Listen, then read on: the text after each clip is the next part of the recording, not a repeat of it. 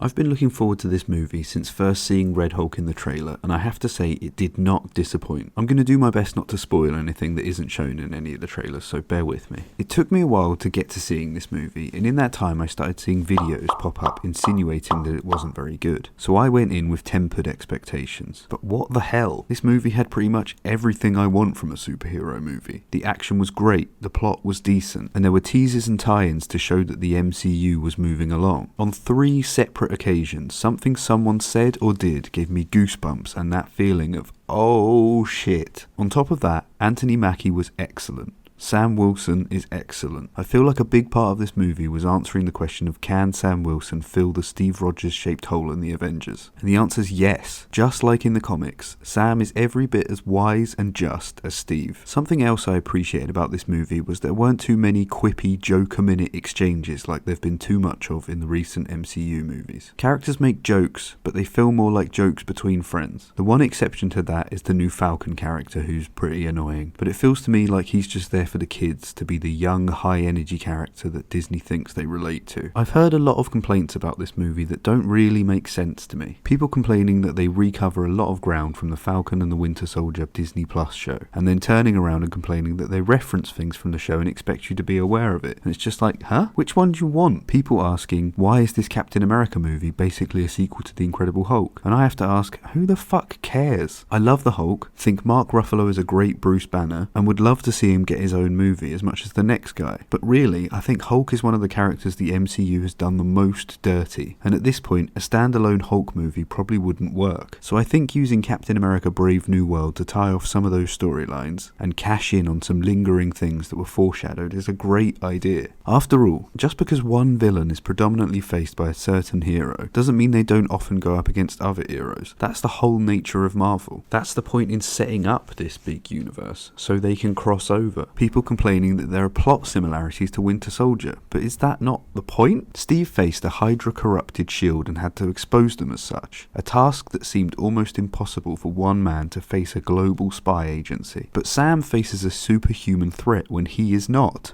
a task that seems almost impossible for him. The whole point here is to show the parallels and where they diverge. To Sam, in Winter Soldier, he was less experienced, but the threat to him was faceable, not an impossible task, with help. To Steve, facing what Sam does in Brave New World might not have been as much of a challenge for him. Am I missing something here? The Red Hulk shows up less in the movie than the trailer would have you believe, but that makes sense to me. We can't expect Sam Wilson to go toe-to-toe with the Hulk for 45 minutes. Even Steve Rogers couldn't do that. Look, I like these movies for different reasons to most people, and I'm aware of that. I've been a Marvel fan my whole life. I grew up with these characters, and I get giddy when Captain America says, "And Hulk."